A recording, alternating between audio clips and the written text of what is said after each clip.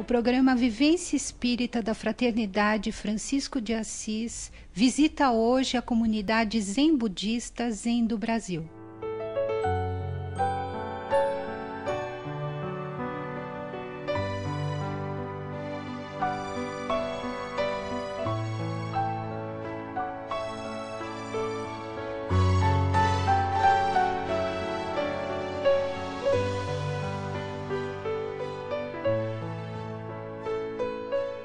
O programa Vivência Espírita está aqui ao lado hoje da monja Ishin, da tradição Soto Zen. Muito prazer. Igualmente, monja. Eu queria que a senhora falasse um pouquinho para o público do Vivência Espírita, como é que a senhora iniciou no budismo? Como é que foi o seu interesse pelo budismo? Eu sou de origem norte-americana. Eu tive meu primeiro contato com o budismo. Eu tinha ido para a Europa e eu li um livro sobre o budismo. Eu achei, mas que lindos são esses ensinamentos. Só que naquela época não tinha professores, não tinha monges que eu pudesse encontrar e poder estudar. Então eu fui tentando aplicar os ensinamentos na minha vida, na medida do possível, né? Aí eu recebi um convite para vir para o Brasil. Eu era musicista naquela época e foi isso que me trouxe para o Brasil. Era um contrato de 1 ano e meio, acabei ficando, já são uns 35 anos. Aqui no Brasil, eu pesquisei quase tudo que havia de caminho espiritual, porque o brasileiro, ele tem um coração muito aberto, ele acolhe muitas outras pessoas, as outras culturas, as tradições, e o brasileiro também tem uma sensibilidade muito profundo, então um certo misticismo, então uma espiritualidade muito bonito. Então eu vi que tinha vários caminhos, né? Isso que eu nunca encontrava o meu, né? Aí em 95 apareceu um folheto falando de um retiro zen budista e estava falando em português. Ué, então, numa língua que eu entendo, porque o Zen é de origem, o nosso Zen é de origem japonesa,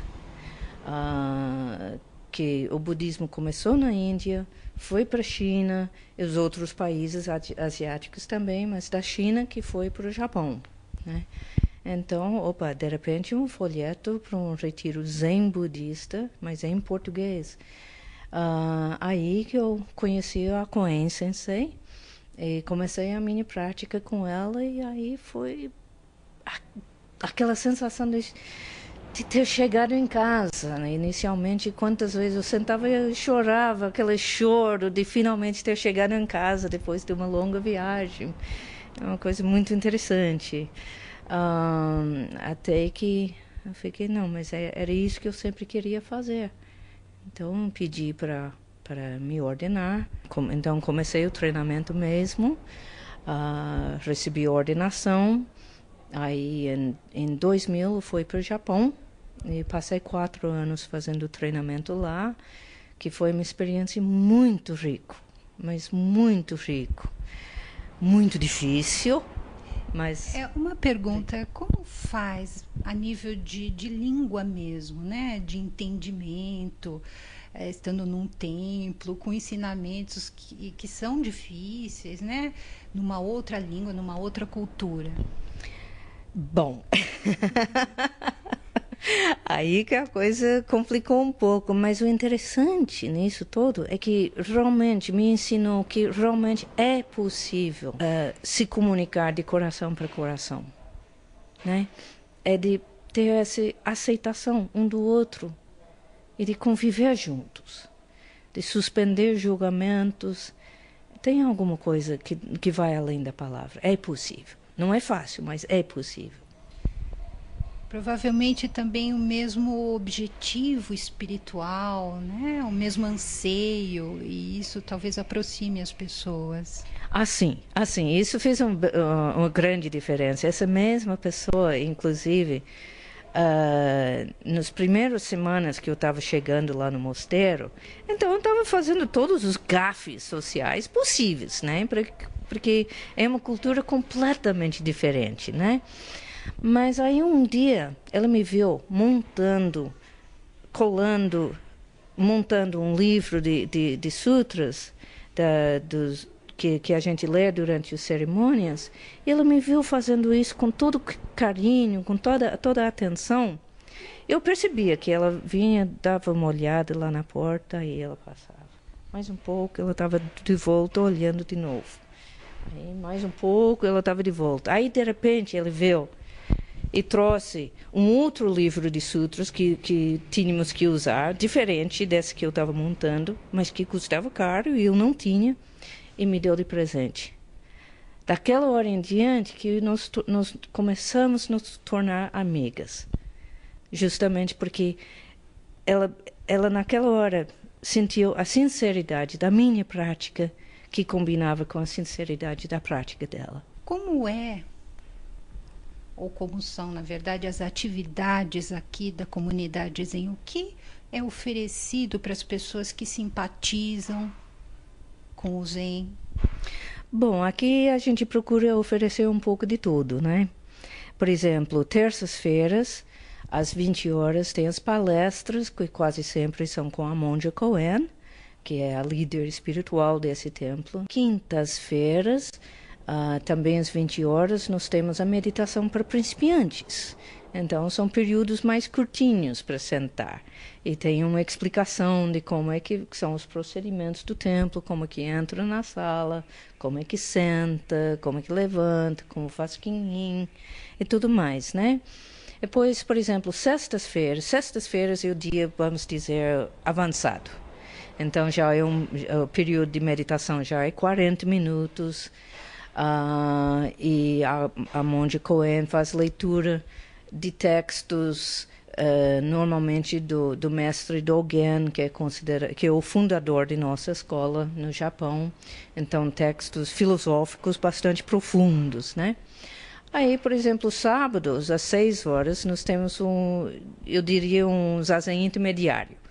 Então, um período um pouquinho mais curto, é mais comprido do que dos outros para principiantes, mas também é 30 minutos, né? Zazen é a meditação sentada, é isso? Sim, a meditação sentada. Então, aí também, domingos, às 11h30, também tem a meditação de novo para principiantes.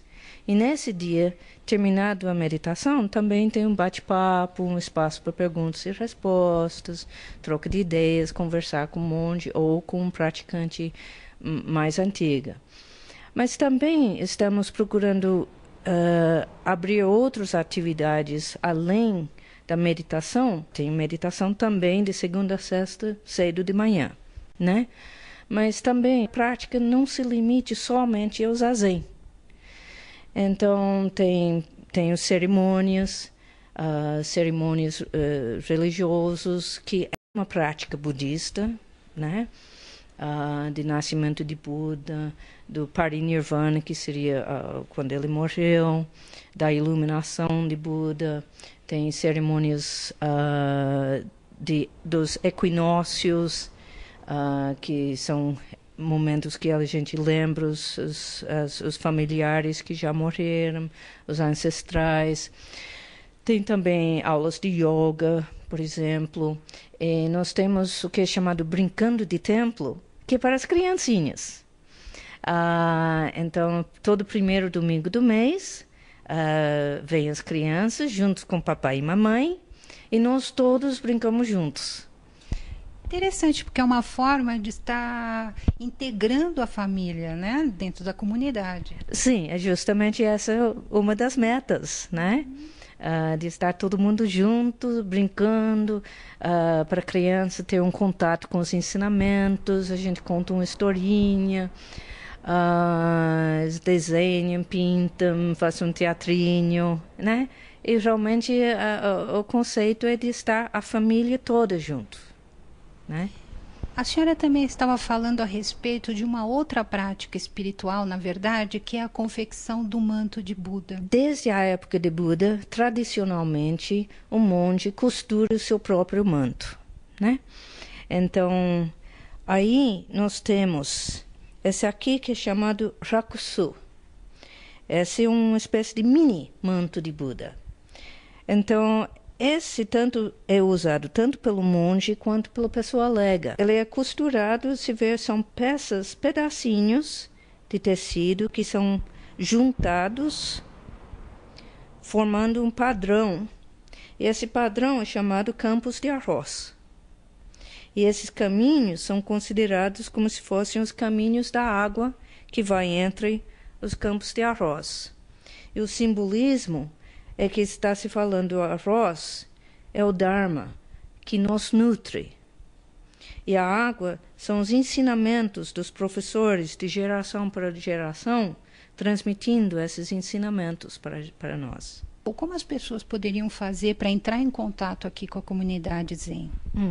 Eu diria que o contato mais fácil seria pelo site, que tem www.zendobrasil.org.br. Também tem o site www.monjacoen.com.br. E tem o e-mail, que é zendobrasil@gmail.com.